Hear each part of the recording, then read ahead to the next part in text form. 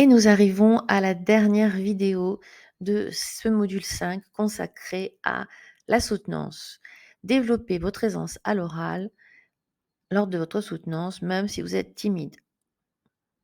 Je vous partage ici quelques tips contre-intuitifs pour augmenter votre aisance à l'oral lors de votre soutenance, mais aussi pour vos futures prises de parole, que ce soit personnelles ou professionnelles. Vous allez gagner en confiance et ceci même et surtout si vous êtes timide. Pour cela, nous allons voir comment vous libérer du regard des autres, vous faire entendre, maîtriser votre peur et trouver la bonne posture. Et on commence par le tips indispensable, celui de se libérer du regard de votre jury. Je sais que cela semble extraordinairement impossible, mais regardez la suite de cette vidéo et voyez par vous-même. La première règle, c'est ne faites pas votre soutenance pour impressionner les membres du jury. Cela peut vous paraître complètement fou, et pourtant, si vous faites cela, votre soutenance n'aura pas de profondeur et ne marquera pas les esprits. Pour vous illustrer cela, deux exemples. Le premier, c'est lorsque les grands couturiers font défiler des mannequins avec des tenues extravagantes. Pourquoi font-ils cela alors que ces tenues sont immettables? Et c'est pour impressionner leur pairs, P-A-I-R-S. Elles sont belles, stylées, mais ces tenues ne seront jamais portées. Un deuxième exemple maintenant, c'est lorsque le fameux presse-citron de Philippe Stark a été sorti. Pourquoi un tel design? Là encore, c'est pour impressionner les autres designers. C'est beau, ça ressemble à un alien, c'est original, mais honnêtement, personne ne va vraiment utiliser ce presse-citron dans son quotidien. C'est juste pour décorer et pour montrer que vous avez un presse-citron de Philippe Stark chez vous. Donc, retenez bien cette règle. Votre soutenance n'est pas là pour impressionner votre jury. Ce n'est pas une exhibition de vos compétences et de vos techniques. Ça, c'est le type de présentation que personne ne voudra revoir. Il n'est pas nécessaire de manifester une haute technicité pour impressionner votre auditoire. En fait, votre soutenance est un cadeau que vous leur faites. La deuxième règle pour vous libérer du regard de votre jury est de vous débarrasser, de désinstaller la pression du jury, de vous débarrasser en fait de la peur de la validation de votre jury ou pas. La peur d'être ou non apprécié est inévitable, mais elle doit précéder votre soutenance. Vous ne devez pas avoir peur de la validation de vos pairs pendant votre soutenance. Churchill disait ceci: à 20 ans, on s'inquiète de ce que les gens pensent de nous. À 40 ans, on essaie de faire abstraction et de dépasser nos inquiétudes. Et à 60 ans, on se rend compte que les gens n'ont pas pensé à nous de toute façon, qu'ils étaient dans leur propre névrose, dans leur projection, et que cela n'avait aucun intérêt pour notre développement. Quand on regarde les grands orateurs, très souvent, il s'agissait de personnes sans légitimité au départ et timides. Ils ont pu dépasser leur peur. Et le premier obstacle, c'est le besoin d'être approuvé par les pairs. Une bonne façon de s'affranchir de la pression du jury est de glisser tout le long de votre soutenance quelque chose qu'ils ne savent pas. Et alors, le jugement disparaît, car une personne qui ignore ce que vous allez dire n'est plus votre pair, PAIR. En faisant cela, vous allez désamorcer profondément la posture de jugement de votre jury. Cela vous semble impossible, mais en réalité, quand vous regardez les connaissances au niveau mondial, il est très facile de trouver des zones dans votre sujet et que votre jury ignore. D'autant plus que nous avons vu dans la vidéo sur la préparation aux questions que chaque membre avait sa spécialité, son expertise propre. Donc, n'hésitez pas à glisser régulièrement des éléments, des faits, des histoires dans votre soutenance que votre jury a peu de chances de connaître. Ces éléments rendront votre soutenance beaucoup plus mémorable. La troisième règle pour vous libérer du regard de votre jury est de faire de votre sujet un empire. Qu'est-ce que cela veut dire? Eh bien, cela veut dire de maîtriser votre sujet afin de vous sentir chez vous.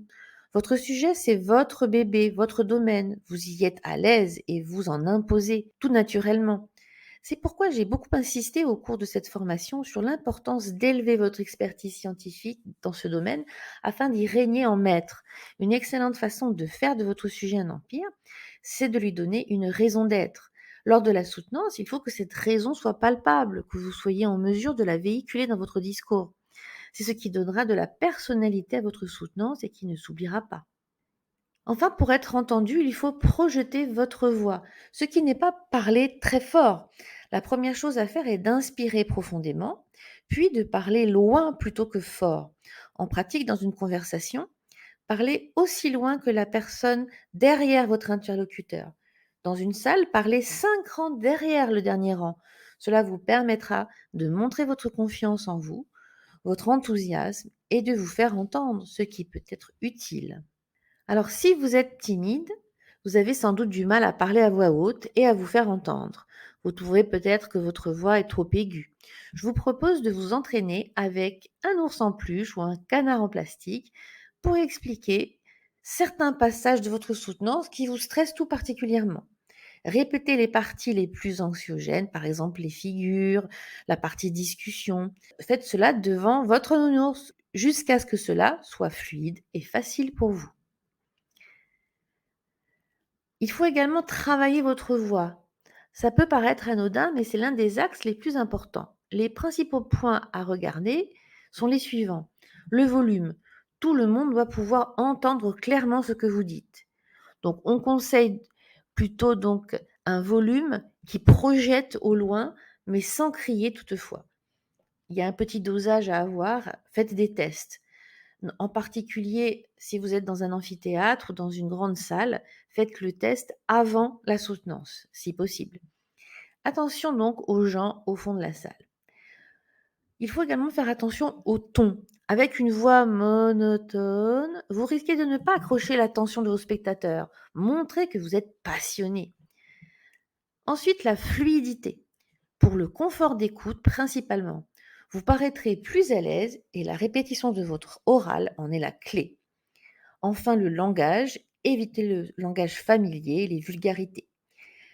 La meilleure technique pour améliorer sa voix, notamment si vous trouvez qu'elle n'est pas assez forte, reste de s'enregistrer et de s'écouter parler.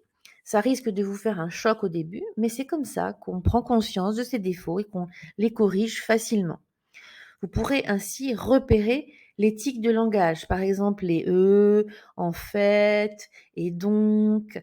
Vous pourrez aussi repérer une intonation tremblotante ou trop faible, des hésitations répétées qui peuvent gêner votre auditoire. Finalement, cela va vous desservir. Une fois que vous êtes à l'aise, augmentez la difficulté en rajoutant toutes sortes de bruits, de la musique, une vidéo YouTube, des gens qui parlent à côté. Et entraînez-vous à présenter vos diapos malgré le bruit et les distractions. Cela va vous obliger à parler plus fort et à vous concentrer malgré les distractions. Parfois, votre jury peut parler en même temps que vous. C'est très mal poli, mais ça arrive régulièrement dans les jurys auxquels je participe. Et donc, cela peut vous déstabiliser. En vous entraînant dans des conditions difficiles, vous musclez votre capacité à vous concentrer et à porter la voix malgré les perturbations extérieures. Donc, entraînez-vous devant votre nounours avec quelque chose donc dans la bouche ou quelque chose qui vous gêne et cela va vous rendre hyper à l'aise le jour J. Car un handicap physique peut rendre votre discours parfaitement fluide. Maintenant, si vous avez une peur bleue de votre soutenance, ce que je comprends, je l'avais également lors de mes premières présentations, je vous partage 3 secrets imparables. Le premier secret pour réduire de 50 à 60 votre trac, c'est de répéter, répéter, répéter. Entraînez-vous de très nombreuses fois devant des publics différents, vos proches, vos amis, devant votre ordinateur. Connaissez votre oral quasiment par cœur. Cela diminue énormément le stress. Deuxièmement, calmez votre mental avec une astuce qui est physiologique. Faites 5 minutes de cohérence cardiaque avant de commencer, afin d'envoyer à votre cerveau l'information qu'il n'y a pas de danger. C'est très puissant et votre corps se détendra rapidement en quelques minutes.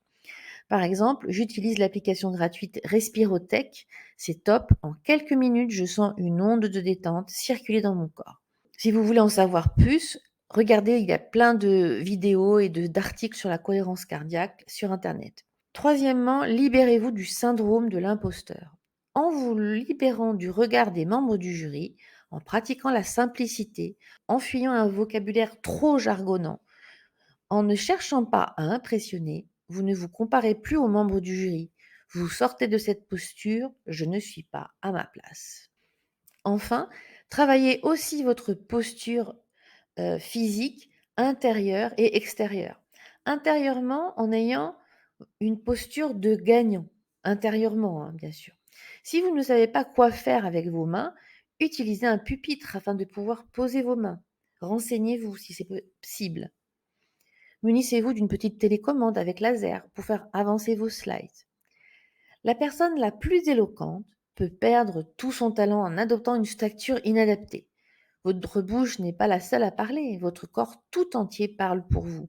Si vous apparaissez le dos voûté, la tête penchée sur vos notes, les bras croisés, votre message n'aura pas le même impact que si vous adoptez une posture ouverte et avenante.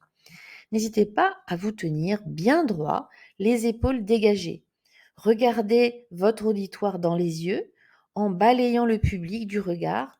Toutes les personnes présentes doivent croiser au moins une fois votre regard au cours de votre soutenance. Ainsi, votre parole sera plus persuasive si vous maîtrisez votre langage corporel. Et une petite précision, évitez de ne regarder que l'un des membres du jury, par exemple le président du jury.